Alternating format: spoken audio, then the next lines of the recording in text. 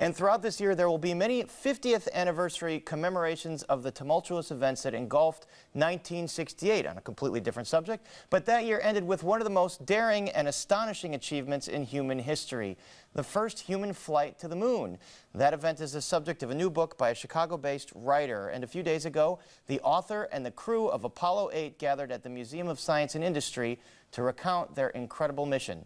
Eddie Aruza has the story. Minus 20 seconds. Minus 20. These are the best guys that ever flew. I mean, we were like a ladybug on the end of a whip antenna, an old-fashioned antenna on your car. 9, start ignition. 7, burn. They're going to send us to the moon. 5, 4, 3, 2, 1. All engines running. Launch commit. When Apollo 8 launched on the morning of December 21st, 1968, the three American astronauts atop the massive Saturn V rocket boldly went where no man had gone before. Over the course of the next 6 days, William Anders, James Lovell, and Frank Borman would achieve numerous towering milestones. I do think this is not just the greatest space mission that NASA ever ran. I think it's one of the great explorations in humanity's history. 3 hours after liftoff, the astronauts became the first humans to leave low Earth orbit. 2.5 days later, they were the first to enter the moon's gravitational well. Then the first to see the side of the moon Earthlings had never seen with their own eyes. They were also the first humans to view their home planet in its entirety. As we came around the moon, we suddenly saw the Earth, which was a small blue and white ball, realizing that behind my thumb there was about 5 billion people and everything I ever knew. Apollo 8 proved that reaching the cosmic body humans had only ever seen from afar could be done. But at the time, the mission was extremely dangerous, with no guarantees that it would end well. Well, that always embarrassed me when people would say, oh, gee, that was so dangerous on Apollo 8. And yet, we all had colleagues over in Vietnam who were being shot at. As the 50th anniversary of the monumental Apollo 8 voyage approaches, astronauts Anders, Lovell, and Borman reunited at the Museum of Science and Industry last week to celebrate a new book titled Rocket Men. It recounts their astounding journey. It's by former Chicago Sun-Times reporter Robert Kurson, who says the idea to write it was sparked by his discovery that the Apollo 8 capsule, along with Frank Borman's spacesuit, are housed at the Museum of Science and Industry. I was mystified. I didn't know very much about Apollo 8, if anything, and I considered myself a fan of space and astronauts and space explorations. Kurson's book is based on new interviews with the three Apollo 8 astronauts, and among other things, provides new insights into the challenges and pressures their wives endured. All they did was pitch in and help and maintain a family, raise their kids, and do everything else. And they did it with pride because they were as much a part of this deal as we were, really. The book also goes in depth into the Cold War standoff between the United States and the Soviet Union that launched the space race. In 1957, the Soviets began what would be a series of humiliations to the U.S. space program by launching Sputnik, the first spacecraft to enter Earth orbit. In 1959, the Soviet probe Luna 2 was the first spacecraft to make a hard landing on the moon. Later that year, Luna 3 took the first photograph of the far side of the moon. And in April 1961, cosmonaut Yuri Gagarin became the first human to orbit the Earth, beating the United States and astronaut John Glenn by nearly a year. Then President Kennedy issued his famous challenge.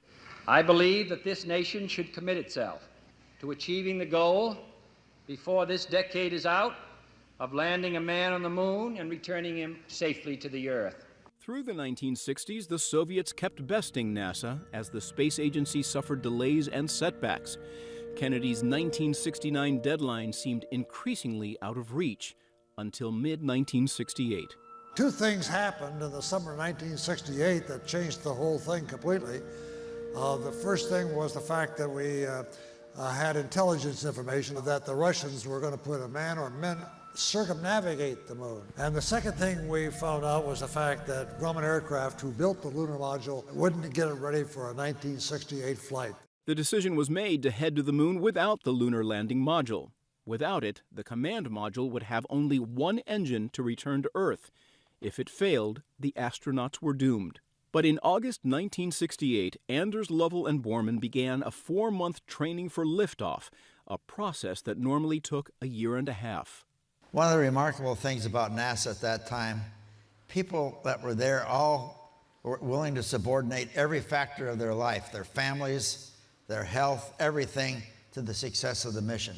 From Jim Webb, the administrator, down to the lowest employee at NASA wanted to win, wanted to beat the Russians to the moon. 5 days before Christmas 1968, the Apollo 8 crew entered the tiny capsule on the tip of the Saturn V rocket, the most powerful machine ever built, producing the force of a small nuclear bomb. The mighty Saturn V, the only machine powerful enough to deliver men to the moon, had only been tested twice, both times unmanned, and the second time was a near disaster, a failure after failure. Rocketman recounts many of the tense moments of the landmark voyage, including when Frank Borman succumbed to motion sickness just as the astronauts left Earth orbit. Mission Control became very concerned and considered aborting the mission. There's no way in God's green earth that I was going to cancel it because I puked a couple times.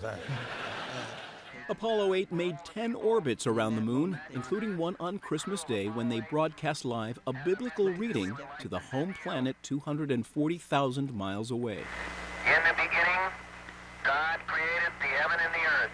All 3 astronauts had cameras to photograph potential landing sites for future Apollo missions, but only William Anders had color film in his camera, and he took what became one of the most famous photographs of the 20th century, Earthrise over the moon.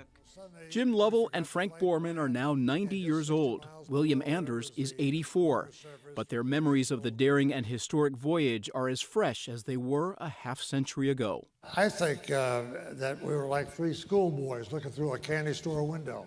It's no secret the Apollo 8 mission ended in triumph, but 8 months later it was overshadowed by Neil Armstrong's first steps on the moon.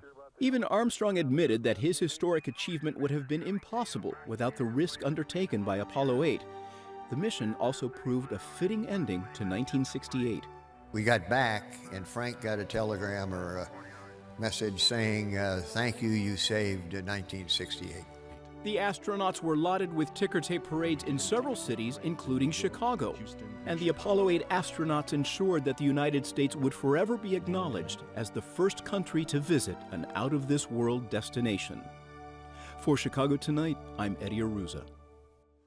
The Chicago area still has strong ties to one of the Apollo 8 crew members, James Lovell.